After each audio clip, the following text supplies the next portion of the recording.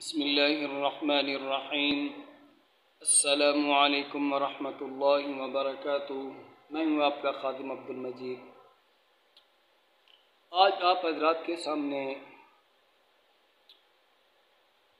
تسخیر حمزات کا ایک اہم اور نایاب عمل لایا ہوں، جو کہ حمزات کی حاضری کے لیے انتہائی مجرب عمل ہے۔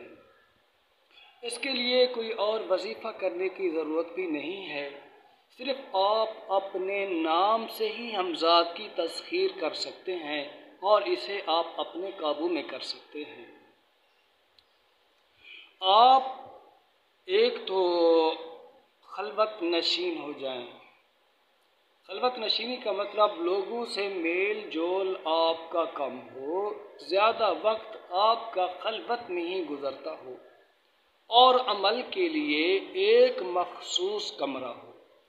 ویسے کوئی بھی عمل ہو حمزات کا، تو حمزات کے ہر عمل کے اندر الگ کمرہ ہونا ضروری ہے کہ جہاں عامل یکسوئی کے ساتھ حمزات کا عمل کر سکے، اور کمرہ بھی صاف ستھرا ہونا چاہیے، اس کے اندر کوئی اور سامان نہ ہو۔ تو اب اس عمل کے اندر آپ نے ایک تو آئینہ رکھنا ہوگا، بڑا شیشہ، وہ آپ مغرب کی طرف سے لگا دیں اور اس کے سامنے آپ نے کھڑے ہو کر کے باخسار عمل پڑھنا ہے۔ عمل کیا پڑھنا ہے؟ آپ نے اپنے نام کے اوپر حرف ندا کو داخل کر کے 3125 بار پڑھنا ہے۔ مثال کے طور پر میرا نام ہے عبدالمجید۔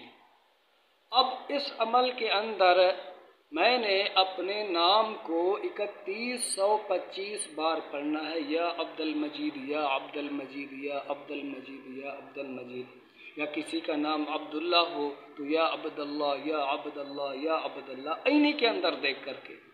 آپ نے ادھر ادھر نہیں دیکھنا ہے، سامنے جو شیشہ ہے اس میں ہی آپ نے دیکھنا ہے اور اپنے نام پر حرف ندا کو داخل کر کے پڑھنا ہے۔ اول آخر 11 بار درود ابراہیمی پڑھیں اور درمیان میں اپنے نام کو 3125 بار پڑھیں۔ پھر پڑھنے کا طریقہ کار یہ ہے کہ آپ نے ہر 100 کے بعد یا 300 پر اس کو خطاب کر کے کہنا ہے اپنے آپ کو، شیشے سے باہر نکل کے آ جاؤ، میرے سامنے حاضر ہو جاؤ، شیشے سے باہر نکل کر کے میرے سامنے حاضر ہو جاؤ، اس طرح آپ نے کہنا ہے، اور ادھر ادھر نہیں دیکھنا ہے، صرف آپ نے شیشے میں ہی دیکھنا ہے۔ یہ 41 رات کا عمل ہے۔ انشاءاللہ اس عمل کے ذریعے سے حمزات مطیع ہوگا، مسخر ہوگا۔ پھر وہ جو شرائط آپ کے ساتھ طے کرے، جو آسان شرائط ہوں، وہ آپ اس سے طے کر لیں۔ باقی اس عمل کے اندر حصار بھی ضروری ہے، لیکن شیشے کو حصار میں نہیں رکھنا ہے، شیشے کو حصار سے باہر رکھنا ہے دیوار کے ساتھ، باقی آپ نے اپنا حصار کرنا، اور یہ عمل آپ کھڑے ہو کر کے کریں۔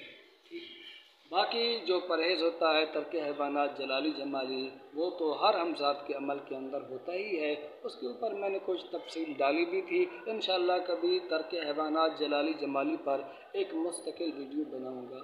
آخر میں آپ حضرات سے گزارش یہ ہے کہ میرے اس چھوٹے سے چینل کو لائک اور سبسکرائب ضرور کریں، اگر ویڈیو پسند آئے تو شیئر بھی کریں۔